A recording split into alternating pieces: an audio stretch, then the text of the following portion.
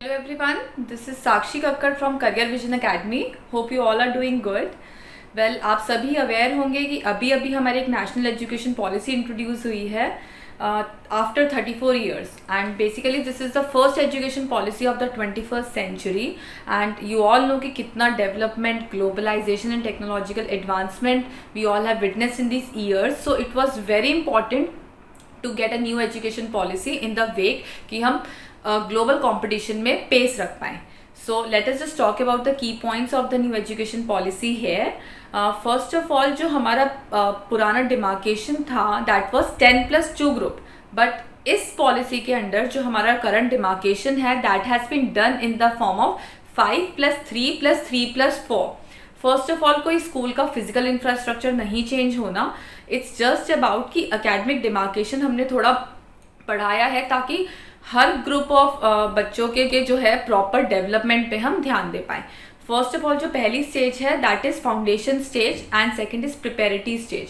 Foundation stage is very important क्योंकि जो बच्चे का बेसिक डेवलपमेंट होता है ब्रेन का that occurs prior to the age of 6.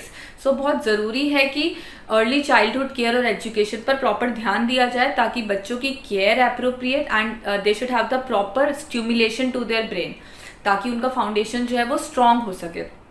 After that प्रिपेरिटी stage में हमने ग्रेड 3 to 5 में देखा है कि बहुत बार बच्चों को ऐसा होता है that they do not even know how to write and read properly and they could not perform the basic operations of addition and subtraction. So in this new education policy it is being ensured कि जो बच्चों की जो preparatory stage में they should know properly how to read and write and they should be able to perform the basic mathematical operations. और बहुत importantly जो medium of language रखा गया है that is the mother tongue of the child itself, क्योंकि एक बच्चा अपनी मदर टंग में बहुत कंफर्टेबल होता है and it is very easy for him to understand the concepts and things in his mother tongue. So class 5 तक जो मीडियम ऑफ इंस्ट्रक्शन रहेगा that will be the mother tongue of the child and class 8 तक भी preferably आप medium of language जो है वो आप अपनी मदर टंग रख सकते हैं. But you should start be versing in to English properly from now on. Class 9, 10th and 11th and 12th and 9th और 10th में आके और 11th एंड 12th में you need to choose between vocational courses, non vocational courses and academics या curriculars या extra curricular activities में आपको जाना है या आर्ट्स ग्रुप में जाना है, साइंस ग्रुप में जाना है.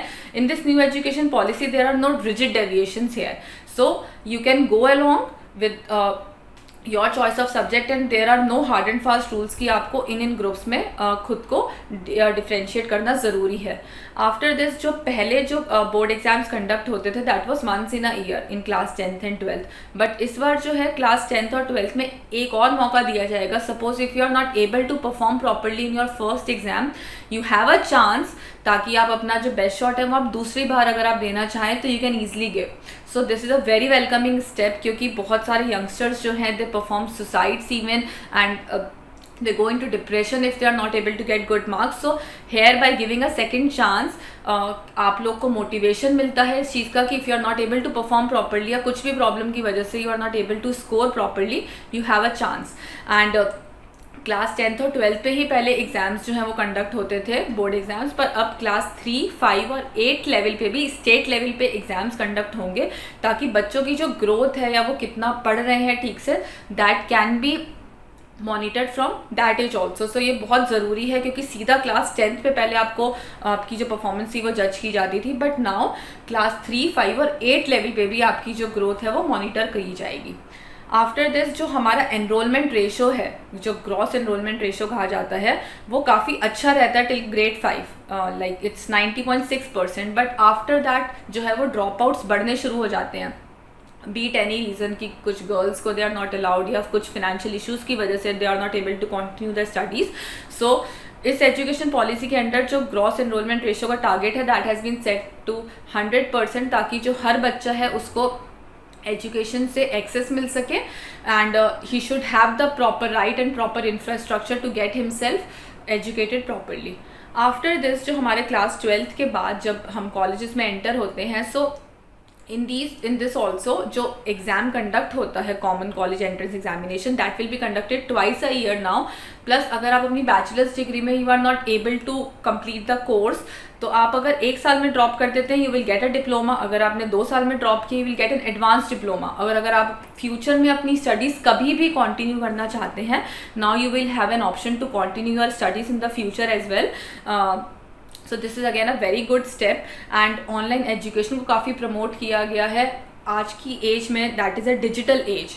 सो technology is proving to be a boon in every sector. So education sector में भी टेक्नोलॉजी की इंपॉर्टेंस को ध्यान में रखते हुए online education will be surfaced and online education को काफ़ी प्रमोट किया जाएगा.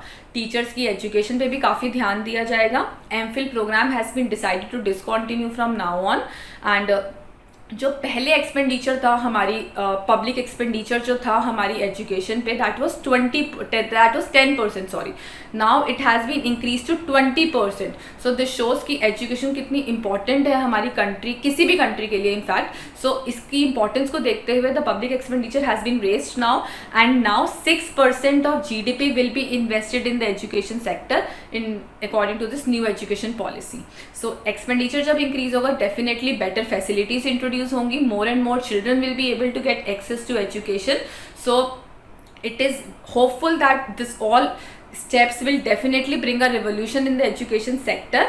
And काफ़ी अच्छे और वेलकमिंग स्टेप्स हैं.